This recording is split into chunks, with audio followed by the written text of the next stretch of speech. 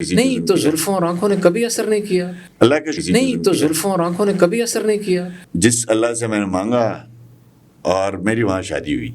اصل سیاست جو کرتا تھا میرے بھائی صاحب تھے شہید سیف الرحمان. اچھا، ایک بھائی شہید ہو گئے اور ایک بھائی کار ایکسیڈنٹ میں. کہ آپ یہ سوشلزم کہاں سے لے کے آئے ہیں, اس کا اوریجن کیا ہے؟ تو اس نے باتوں باتوں میں مجھے کہا قرآن سے جو تمہارے پاس ضرورت سے زائد ہے وہ نکالو. لیکن وہ کتنے لاشیں آئے تھے کراچی سے؟ کچھ 6 یا 7 تھی. اچھا.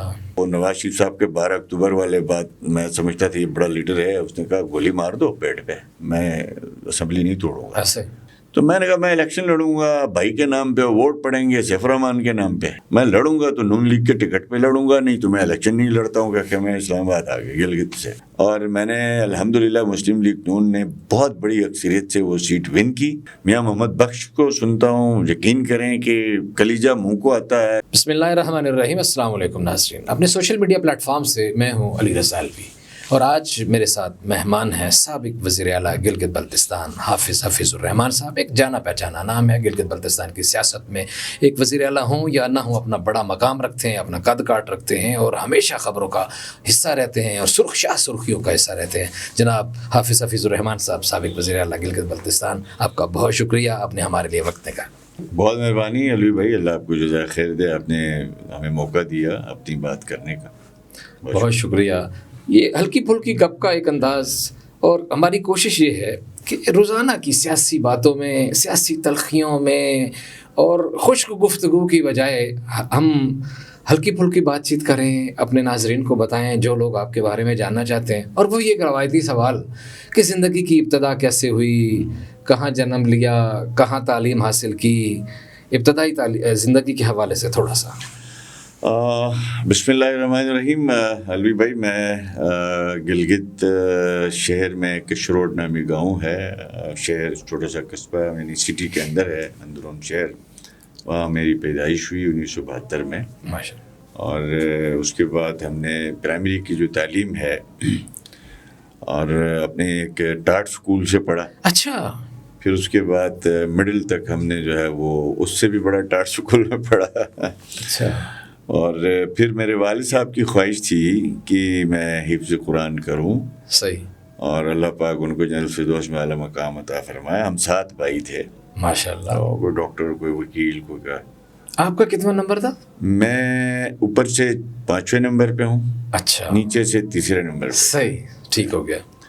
تو اللہ پاک نے کرم کیا, اس رب کے کرم سے مجھے اللہ پاک نے قرآن مجید حفظ کرنے کا موقع بھی دیا. اور میں نے لاہور میں ایک ادارہ ہے علوم اسلامیہ کا, وہاں سے اپنی درس نظامی کی جو کورس ہے اس کو کمپلیٹ کیا. ٹھیک ہے. اس کے بعد میں نے اسلامک یونیورسٹی میں LLB شریعہ میں نے داخلہ لیا تھا. یہ 96-7 کی بات ہے. اسلامی یونیورسٹی جو اسلام آباد والی ہے؟ جی. اچھا. تو والد صاحب کی طبیعت ٹھیک نہیں رہتی تھی. اصل سیاست جو کرتا تھا میرے بھائی صاحب تھے شہید سیف الرحمان, بالکل, جنہوں نے پارٹی بنائی ہوئی تھی. وہ بہت زیادہ پولیٹیکل مصروف ہوتے تھے. صحیح. میرا ایک چھوٹا بھائی تھا, وہ بزنس کے لحاظ سے کبھی چائنا کبھی کہاں. اور سب سے چھوٹا بھائی جو ہے میرا, ایک کار ایکسیڈنٹ میں جو ہے وہ بھائی صاحب کی شہادت سے پہلے وہ فوت ہو گئے. اچھا, ایک بھائی شہید ہو گئے اور ایک بھائی کار ایکسیڈنٹ میں. اچھا. اور والد صاحب نے ایک دن مجھے یہ کہا کہ جی تسی سارے نے پڑھنا ہے تے کدو تسی آ کے 9:30 پہ ہو گئے. صحیح, سنگل بات ہے. تو میں نے ارادہ کیا میں اپنی زندگی جو ہے اپنے والدین کے ساتھ بقا گزاروں گا.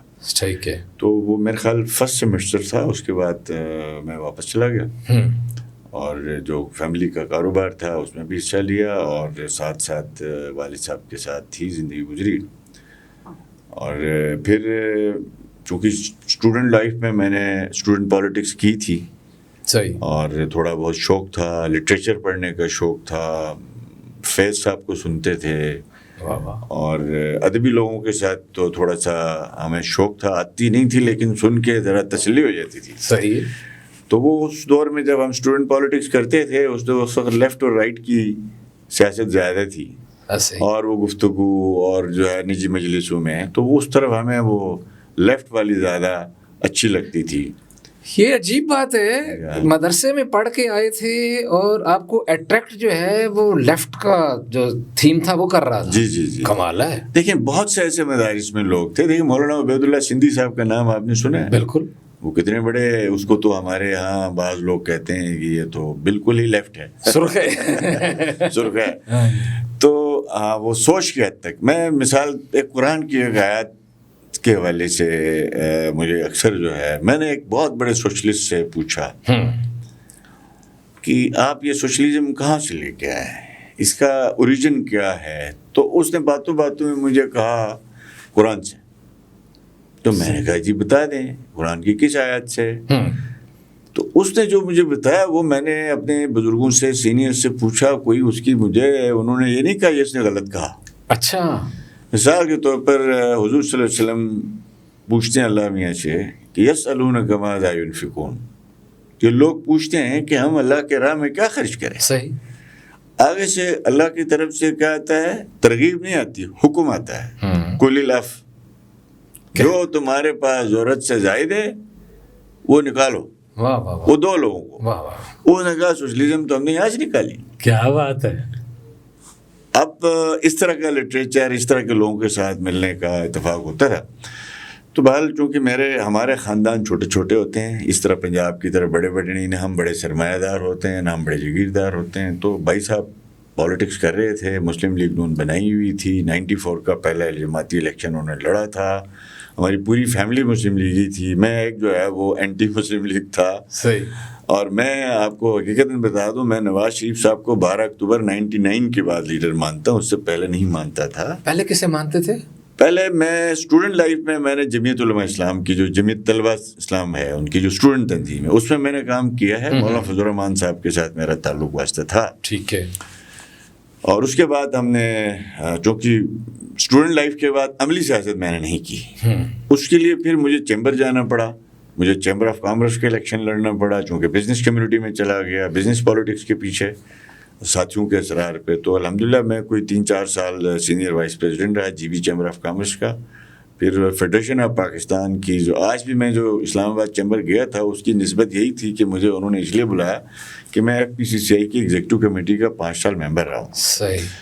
تو اس کے بعد مختصر یہ کہ 2003 میں میرے بھائی صاحب کی شہادت ہوئی. اور وہ شہادت ایک، دیکھیں اللہ پاک، مرنا ہم سب نے ہیں. کتنے لوگ اس سے پہلے دنیا سے گئے ہیں، کتنے اس کے بعد گئے ہیں. کسی کو گلگت بلتستان میں شہید امن نہیں کہا جاتا. ایسے. اچھا، ان کی جو شہادت کا واقعہ ہے وہ کیسے ہوا؟ وہ اس طرح تھا، گلگت بلتستان میں تھوڑا سا فرقہ وارانہ ماحول اچھا نہیں تھا. اچھا. پورے ملک میں اس وقت ایک ٹیررزم کی ایک لہر بھی تھی. کراچی میں نگر کے ہمارے کچھ نوجوان تھے، وہ ایک امام بارگاہ میں بم بلاسٹ ہوا. اچھا. نگر میں نہیں، کراچی میں ہوا. اچھا، کراچی کے امام بارگاہ، نگر کے، سمیر نگر کے. ٹھیک ہے. یعنی کراچی کے امام بارگاہ میں جو دھماکہ ہوا وہ نگر کے لوگوں نے کیا. نگر کے لوگ اس میں شہید ہوئے. تو ان کی ڈیتھ باڈیز گلگت لائی جا رہی تھی. C-130 سے اسلام آباد لائی گئی، اسلام آباد سے پھر گلگت لائی جا رہی تھی. اس کی وجہ سے گلگت میں کچھ ماحول کشیدہ ہو گیا. صحیح. میرے بھائی صاحب، اس وقت ہماری گورنمنٹ تھی، اس وقت 99 سے 2004 تک PMLN اور تحریک جعفریہ کی کولیشن گورنمنٹ تھی. بالکل صحیح. ٹھیک ہے، ایسے ہی تھا. تو اس میں میرے بھائی صاحب جو ہے وہ ایڈوائزر تھے ایجوکیشن، فائنانس اینڈ ریونیو کے. اس وقت منسٹر نہیں ہوا کرتا تھا، اس وقت وزیر امور کشمیر چیئرمین ہوتا تھا. ڈپٹی چیف ایگزیکٹو تھے فضا محمد ناشاد صاحب. بالکل. ہماری جو پارٹی کے میرے ساتھ اسپیکر رہے. بالکل صحیح. تو بھائی صاحب اور کچھ اور ساتھی وزیر تھے. تو ہوم سیکرٹری تھے ہمارے ایک انکل سعید احمد خان صاحب. تو انہوں نے بھائی صاحب کو کہا کہ آپ اس معاملے میں تھوڑا اپنا رول ادا کریں. صحیح. تو حقیقت یہ، اس وقت ہمارے جو انجمن کے دوست تھے، انجمن امامیہ کے، تو ان سے بات چیت ہوئی ایڈمنسٹریشن کی کہ ہماری تجویز یہ تھی سیف الرحمان صاحب کی کہ وہ جو شہداء کی لاشیں ہیں ان کو گلگت سے ہیلی کاپٹر کے ذریعے نگر لے جایا جائے. ٹھیک ہے. تو ہمارے اس وقت انجمن کے جو دوست احباب تھے انہوں نے کہا نہیں، ہم نے ادھر مرکزی جامع مسجد لے جانا ہے. ٹھیک ہے. اب اتفاق سے ایسا ہے کہ علوی بھائی، گلگت میں جو ایئرپورٹ سے نکلنے کا جو راستہ ہے وہ سارا اہل سنت کا علاقہ ہے. ٹھیک ہے. تو وہ جو جلوس آیا ایئرپورٹ کی طرف، وہ اہل سنت کے علاقوں میں توڑ پھوڑ کرتے ہوئے آیا. اچھا. مشتعل جلوس. مشتعل تھا جلوس. وہ ان کے جذبات میں ضرور تھے. وہ کراچی، واقعہ کراچی میں ہوا تھا. لیکن وہ کتنے لاشیں آئے تھے کراچی سے؟ کچھ 6 یا 7 تھی. اچھا. تو وہ جب واپس اسی روٹ سے جانے لگے تو اہل سنت کے کچھ حضرات جو جذبات میں آ کے چھتوں پہ چڑھ گئے, ہم نے تو نہیں چھوڑنا یار, واقعہ کراچی میں ہوا, ہم نے دکانیں بند کی سیف الرحمان صاحب کے کہنے پہ, ہم نے سوگ منایا ہے, اب یہ ہمارے ہاں توڑ پھوڑ کریں, ہمیں گالیاں دیں. وہ کچھ شرپسند عناصر بھی ہو سکتے تھے. تو بھائی صاحب نے ان لوگوں کو زبردستی روکا, ٹھیک ہے, کچھ کے ساتھ سختی بھی کی, میں ان کے ساتھ تھا. نگر کا گلگت کا بندہ اس بات کا واقف ہے. تو اس جلوس کو خیر خیریت سے کسی سے گن چھینا, کسی سے کس طرح چھینا, چھتوں سے لوگوں کو غیر مسلح کیا. انہی میں سے ایک بندے نے جو ہے اگلے دن جو ہے وہ 2-3 ہفتے بعد بھائی صاحب اپنے گھر سے دفتر کی طرف جا رہے تھے. ان مشہور ہمارے شاعر ہیں جمشید دکھی صاحب, جی جی, وہ میرے بھائی صاحب کے جو آفیشیل سیکرٹری تھے. اچھا. اور عابد علی بیگ صاحب ہے ہماری پارٹی کے ڈسٹرکٹ پریزیڈنٹ, وہ پرائیویٹ سیکرٹری تھے. تو میں اس دن میری شادی ہو کے 3را مہینہ تھا. اچھا. میں اپنی والدہ محترمہ اور میں اپنی وائف کو لے کے ایبٹ آباد جا رہا تھا ایئرپورٹ. صحیح. ایئرپورٹ سے میں نے اسلام آباد آنا تھا یہاں سے. تو میرے بھائی صاحب نے ہمیں گیٹ سے رخصت کیا. اچھا.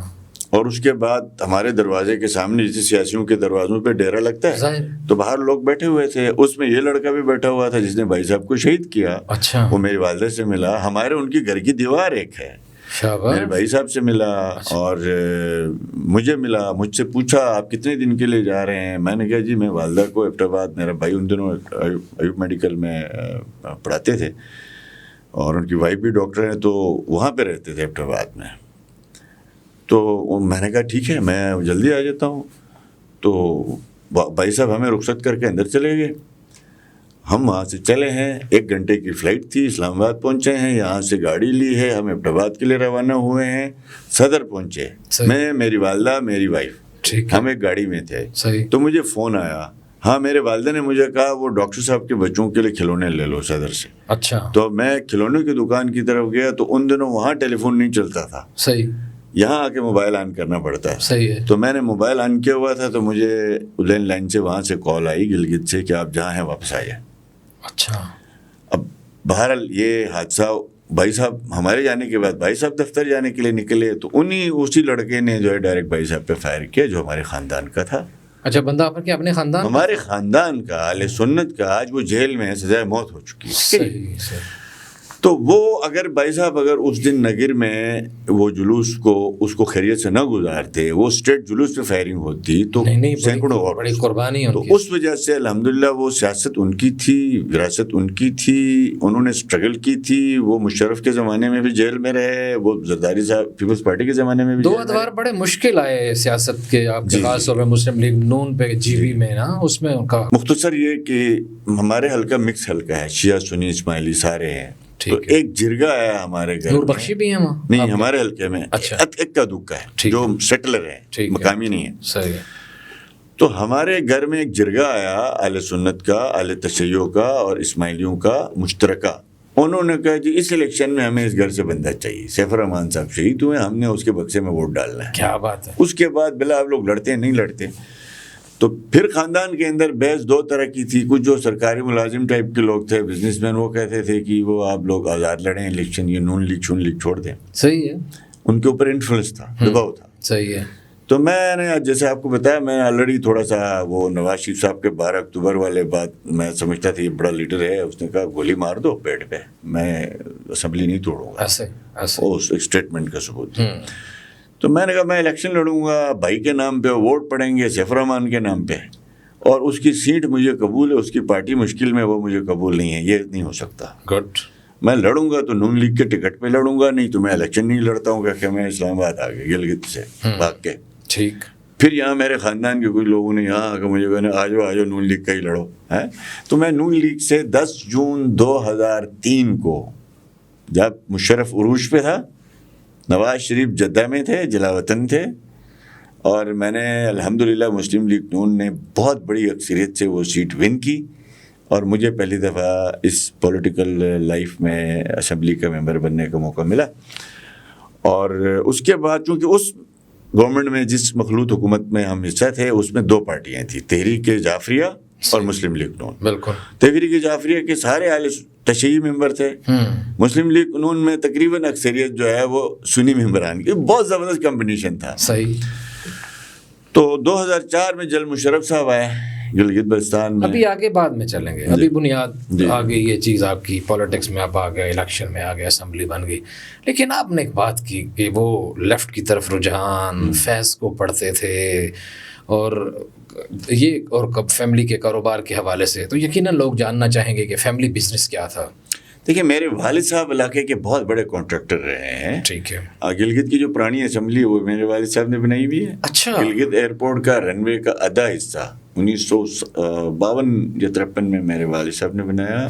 یعنی چند گنے چنے کانٹریکٹر تھے. دیکھیں یہ بڑی اہم انفارمیشن ہے کہ یہ موجودہ اسمبلی جو ہے آپ کے والد صاحب کی. جی جو ہماری ٹاؤن ہال تھا, جس کو بعد میں اسمبلی بنایا گیا, اس کا جو ہاسٹل تھا وہ, اور پھر جو بریجز بنتے, میرے والد صاحب ووڈن بریجز بنانے کے بڑا ایکسپرٹس تھے. اس وقت 4-5 کانٹریکٹر ہوتے تھے, بڑے عزت سے لوگ بلا کے گورنمنٹ کام دیتی تھی. صحیح.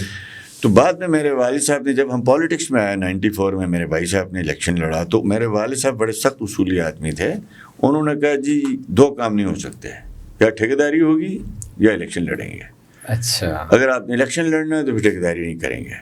ٹھیک ہے. پھر والد صاحب نے ختم کر دیا کام, امپورٹ کا بزنس شروع کیا چائنا کے ساتھ, امپورٹ اور ایکسپورٹ کا. کس چیز کی؟ یہ ہم GI پائپ فٹنگ منگواتے تھے. ٹھیک ہے. کپڑا منگواتے تھے یہاں سے. اس وقت ہماری ہوتی تھی بارٹر ٹریڈ چائنا کے ساتھ, مال کے بدلے میں مال.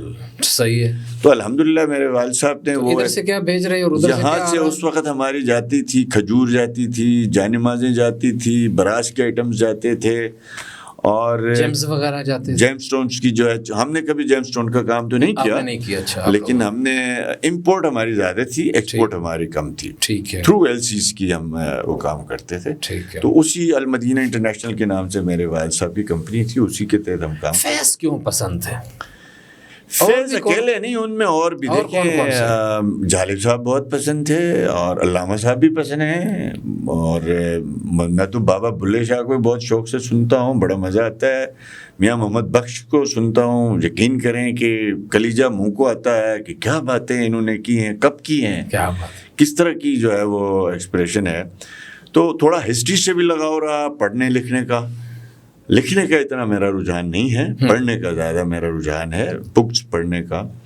اور ادبی مجالس, وہ جو کوئی بامقصد ادبی مجالس ہو, زلفوں اور آنکھوں سے ہٹ کے کسی نہیں. تو زلفوں اور آنکھوں نے کبھی اثر نہیں کیا. یہ انسان ہے, ہم یہ نہیں کہہ سکتے ہیں. یہ اصل یہ ہمارا پلیٹ فارم ہی یہ ہے کہ ہم سچ بولیں. جی الحمدللہ. ہمیں لوگ نا فرشتے کی صورت میں دیکھنا چاہتے ہیں, حالانکہ ہم انسان ہیں, اور ہمیں انسان کے طور پہ ہی اپنے آپ کو پورٹریٹ کرنا چاہیے. وہ ساری حصے ہم لوگوں میں بھی ہیں جو عام نوجوان میں ہیں, ایسے ہوتی ہیں, یا آپ جوان رہے نہیں رہے. اللہ کا شکر ہے کہ میں نے جہاں چاہا, جس اللہ سے میں نے مانگا, اور میری وہاں شادی ہوئی. بہت اچھے. یعنی جو آپ کا پہلا عشق تھا, میں اس کو عشق نہیں کہہ سکتا. اچھا, پسند کی شادی ہے. گڈ. ٹھیک ہے جی, پسند کی شادی ہے. بزرگوں سے میں نے بڑی بیشر, میں نے اپنے بھائیوں کی سب کی شادیاں میں نے ہی کروائی ہیں. گڈ. اور میں اس معاملے میں تھوڑا سا اسٹریٹ فارورڈ تھا. میں بزرگوں کو کہتا تھا کہ مرضی کے بغیر نہیں ہونی چاہیے. صحیح ہے. تو میرے والد صاحب نے اپنی زندگی میں ہی میری منگنی کر دی تھی, لیکن میری شادی کے وقت میرے والد صاحب نہیں تھے. مجھے یہ ساری زندگی افسوس رہے گا, لیکن اللہ کا فیصلہ تھا. میری والدہ حیات تھی, اور میرا بھائی شہید سیف الرحمان اس وقت حیات تھے. ٹھیک ہے. تو الحمدللہ فیملی لائف, اللہ کا لاکھ لاکھ شکر ہے. مشکلات ضرور آئی ہیں, حادثات ضرور ہوئے ہیں. میرے اس وقت 5 بچے ہیں, 4 بیٹے ہیں, 1 بیٹی ہے, ماشاءاللہ. اور میں اپنی فیملی لائف سے اللہ کا شکر ہے بہت مطمئن. بالکل ٹھیک ہے, بالکل ٹھیک ہے. یہ بڑا اچھا, اللہ تعالیٰ آپ کو اپنی فیملی لائف میں مطمئن رکھے, اور یہ بڑی خوشی کی بات ہے انسان اپنی فیملی لائف سے مطمئن ہو. ناظرین, بات چیت کا سلسلہ جاری ہے, ہمارے ساتھ رہیے گا, ملتے ہیں بریک کے بعد.